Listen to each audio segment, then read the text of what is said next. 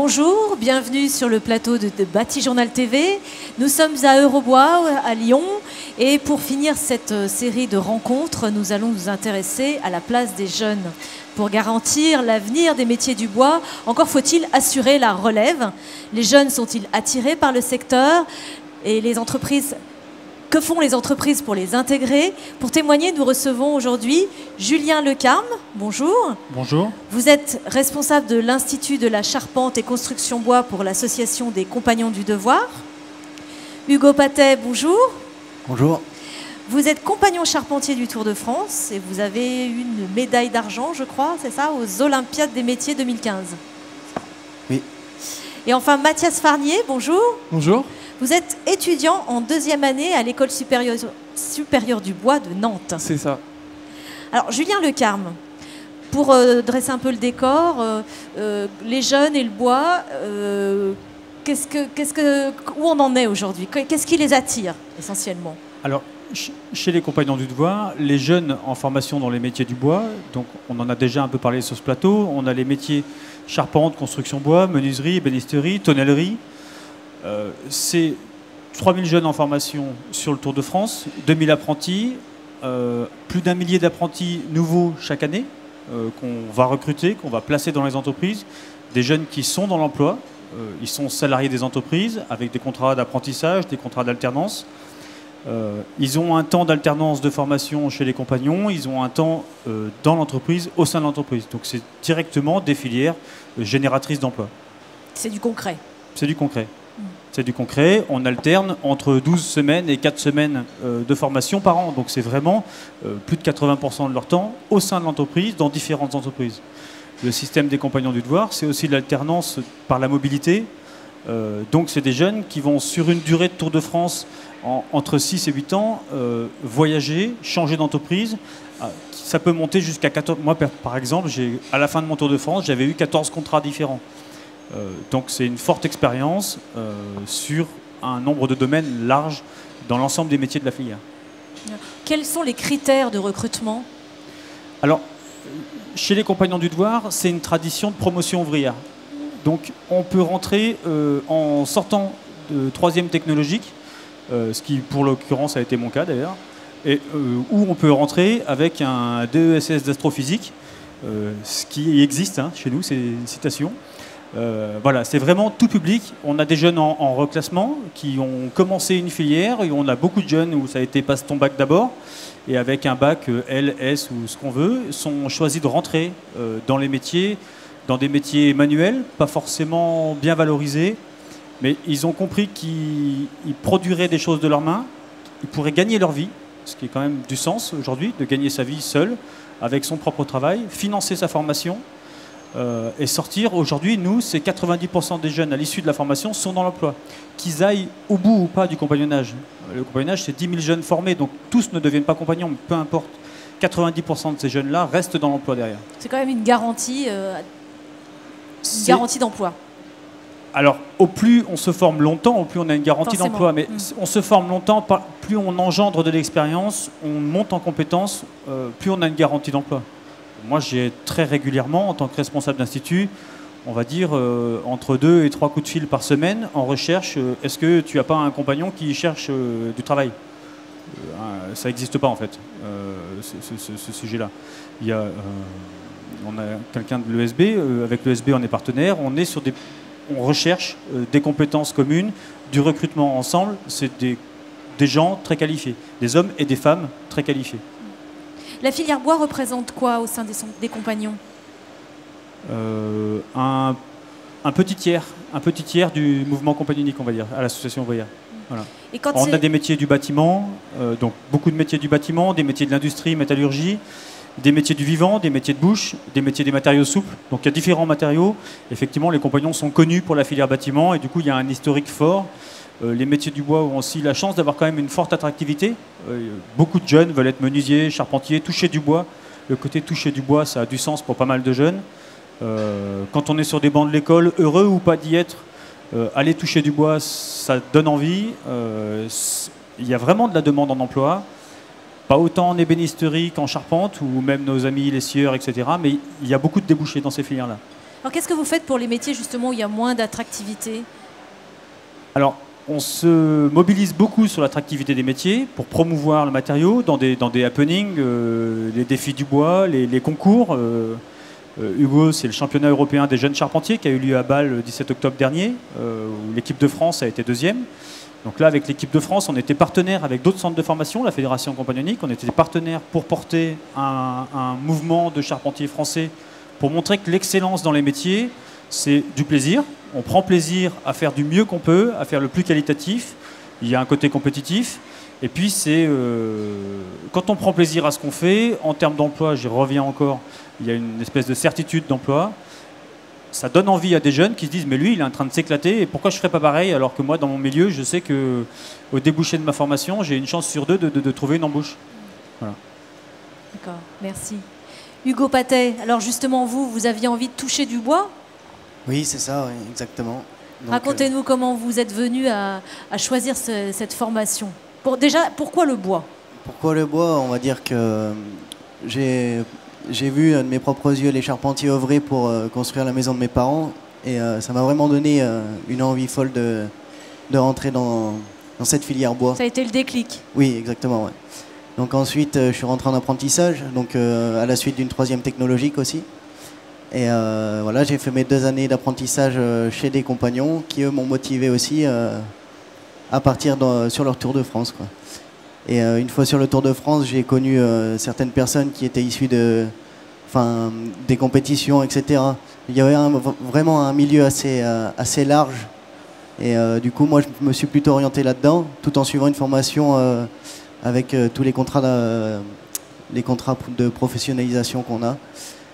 Et voilà, aujourd'hui, je suis en plein dedans.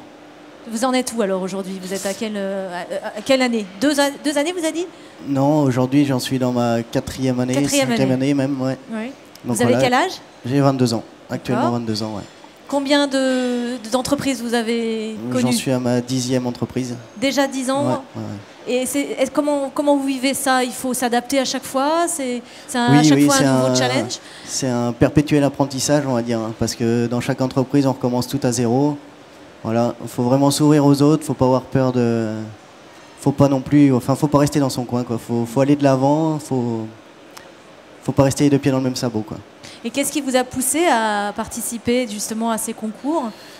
Eh bien, en rencontrant certains compagnons qui avaient participé à ces concours, je me suis dit que, voilà... je voulais saisir cette chance d'y aller, quoi.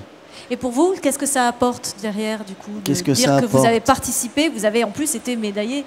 Oui, après, voilà. C'est valorisant? Oui, ouais. Mais ça apporte aussi pas mal de confiance en soi pour aller de l'avant et aller vers l'inconnu, quoi. Parce qu'on se retrouve vraiment, une fois qu'on est dans ces concours, on se retrouve vraiment tout seul face à son épreuve. Et après, il n'y a personne, quoi. C'est vraiment d'aller chercher soi-même, quoi. Se surpasser. Voilà, exactement. Très bien. Merci.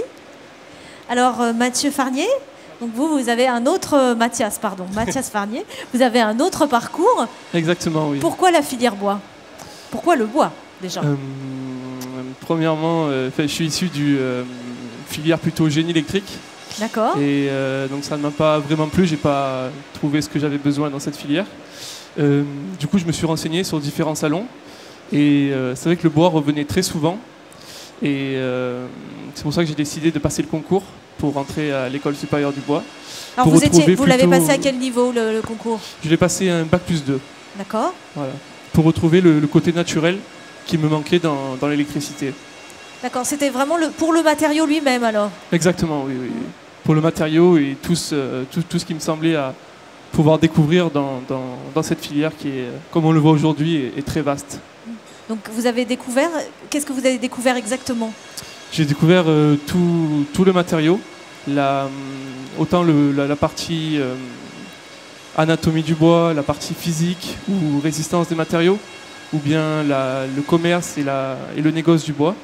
Donc voilà, on voit vraiment tout dans cette école, quoi. Alors justement, quelques mots sur cette école, vous pouvez nous en dire... Donc c'est l'école supérieure du bois à Nantes, elle est située à Nantes. Elle se fait en combien d'années? Elle se fait en 3 ans, après un bac+2. Donc on peut choisir le cursus technique, c'est-à-dire BTS, ou DUT, ou bien un cursus prépa de 2 ans. Et après, à la suite d'un concours, on intègre ou non l'école supérieure du bois. D'accord. Et donc aujourd'hui, vous êtes en 2e année. C'est ça. Et vous envisagez quelle suite après? Évidemment, d'abord le diplôme, j'imagine, Oui, le diplôme mais derrière derrière, je ne sais pas trop. En 3e année, on a un cycle. On doit choisir un cycle parmi 4 propositions. Et à partir de ce cycle, on est orienté vers une partie de la filière. Pour moi, ça serait plutôt le commerce. D'accord. À voir après si ça me plaît ou non, et si je peux poursuivre dans cette voie. Vous voyez plutôt travailler dans cette filière-là? Le négoce, le commerce international. Pour aller vendre du bois français ailleurs, c'est ça? Oui, ou alors du bois à l'international en France. Ça c'est moins bien. On verra. D'accord, merci beaucoup. Donc Julien Lecarme, est-ce que ces 2 profils sont un peu représentatifs des jeunes Ça montre qu'il y a une grande diversité de filières. On aurait pu avoir beaucoup plus de jeunes présents ici. Bien sûr. Effectivement, tu le soulignais, on n'a pas beaucoup parlé du côté technique, dans la technicité professionnelle, mais le fait de travailler dans la filière bois, c'est aussi participer à la lutte contre le changement climatique, c'est participer à des solutions d'habitat durable, performants. On parle beaucoup d'habitat grande hauteur, on parle beaucoup de rénovation énergétique, on parle de stockage carbone, on parle de COP21, COP22 qui est en train de clôturer. Quand on est jeune et qu'on attaque sur des filières comme ça, je pense qu'on s'endort vachement mieux qu'un trader, par exemple. Dans son oreiller, on est bien, on a participé au Schmilblick, on a fait avancer. Ça, c'est un sens très valorisant pour le métier. Qu'on ait été scieur, qu'on ait été dans le tri des planches, qu'on ait été charpentier, même si on a eu la pluie qui nous est tombée dessus, qu'on ait été dans l'ingénierie, parce que l'ESB c'est aussi une grande école d'ingénieurs, dans le commerce du bois, dans la fabrication des machines, c'est toute une filière qui œuvre quand même dans un sens positif pour la cité et pour l'humanité. Ça peut être grandiloquent. Nous, on a l'habitude de dire dans la cité. Voilà. Pour l'environnement en général, pour notre planète. Tout à fait. Tout à fait. La cité au sens la communauté humaine. Quoi. Comment vous pensez que les choses vont évoluer dans la formation de la filière bois? Alors, dans la formation, tout court, il y a des très grandes évolutions qui se font avec le e-learning, le MOOC, les apprentissages. On a quand même calqué des apprentissages sur des façons très ancestrales, les évolutions d'enseignement. Que ce soit les curés qui alignent du monde en leur parlant de face à face ou l'école qui ressemble quand même pas mal à cette configuration-là. On voit dans la filière, dans les métiers, moi c'est une de mes actions pour l'Institut, c'est vraiment casser ce modèle. Il n'y a aucune entreprise qui est structurée avec un bureau, un enseignant, un tableau et 22 élèves. C'est que des gens en train de produire dans une chaîne pour aller à un ouvrage, pour porter un ouvrage au bout, ou un ouvrage ou des produits, une distribution, peu importe, mais on n'est pas dans ce système-là. Donc il y a des très grosses évolutions aujourd'hui au XXIe siècle sur la formation. Dans les métiers du bois, évidemment, on s'implique dans ce jeu-là. Beaucoup déjà de centres de formation se sont impliqués sur des choses comme le e-learning, de l'apprentissage, de la formation en situation de travail. Voilà, c'est une des évolutions qui est portée par l'ensemble des centres de formation, dont les Compagnons du Devoir, dans le pôle innovation artisanat de la filière bois des Compagnons du Devoir aussi. Vous œuvrez tous dans le même sens en fait. C'est assez intéressant. On critique beaucoup la filière pour son atomisation. On pourrait dire que c'est une diversité et on a quand même le même sens. On a la chance, c'est un choix qui a été fait aussi de la filière, ou en tout cas des gens qui s'y investissent, de donner un sens durable à notre action. Il n'y a pas beaucoup de gens qui sont là que pour l'argent, ce qui d'ailleurs pour les métiers du bois n'est pas forcément une bonne idée.